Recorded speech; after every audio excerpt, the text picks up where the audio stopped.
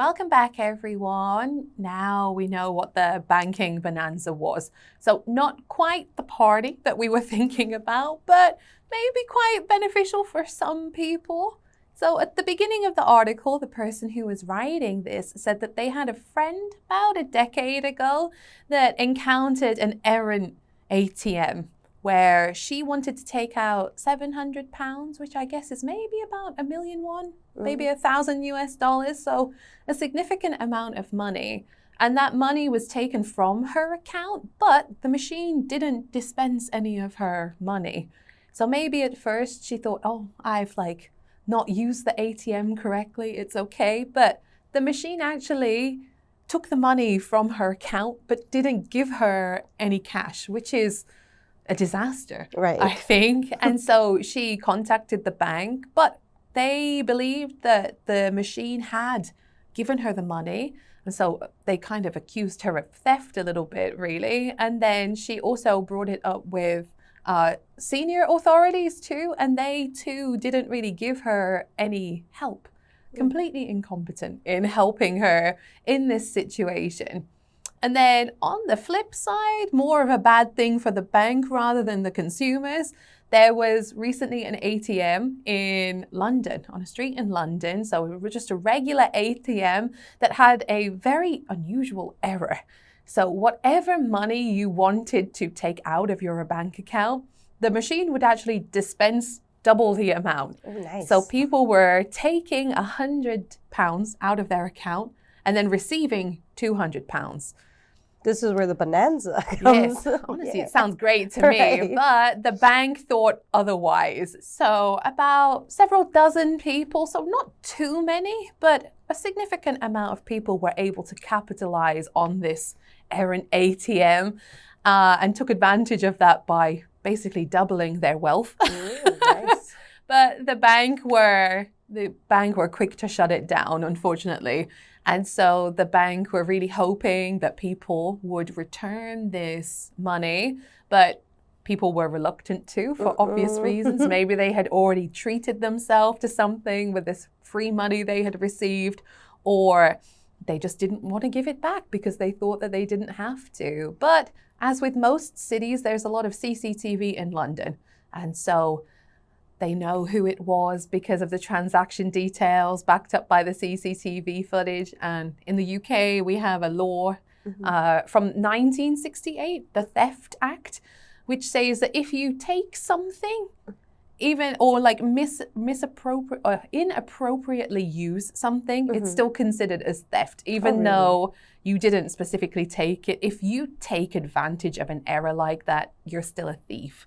And so the bank are going to use this law to try to get their property back, which is unfortunate. So that's a good law to know if I'm ever in London. Yes. Oh, yes, definitely.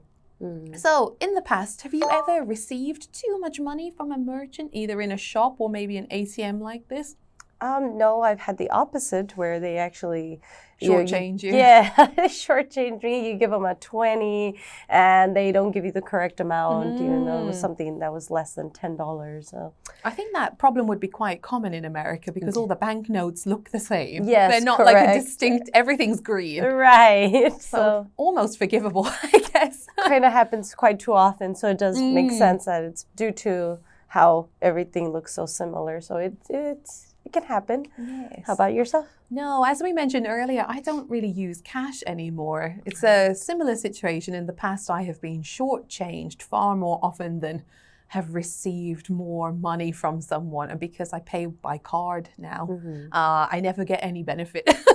Oh, sometimes if you go out to eat and then it's supposed to be divided into people, but then they charge just one person the whole amount. And yes. When they're trying to, divvy it up. Sometimes. Free dinner. Yeah, it hasn't happened to me, luckily, but maybe in the future. Oh, no. Okay, so as I mentioned, the bank are asking for this money back. What percentage of people do you think are likely to return that money? I mean, I do think there are a few because I'm the type that I don't want to be in trouble. So if they told me, hey, bring it back, I'd be like, okay. But I don't think a majority of people would be. So I think maybe a 20%, 15% would probably return it.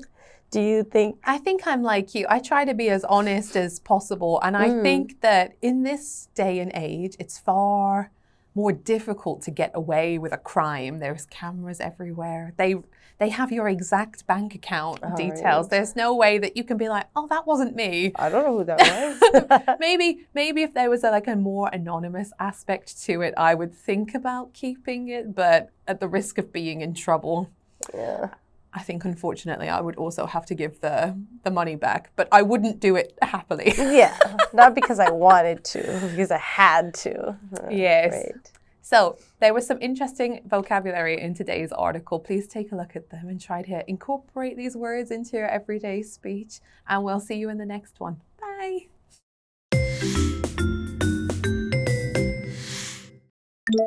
Regulator. Regulator. Incompetent. Incompetent. Indifferent. Indifferent. Errant. Errant. Appropriate. Appropriate.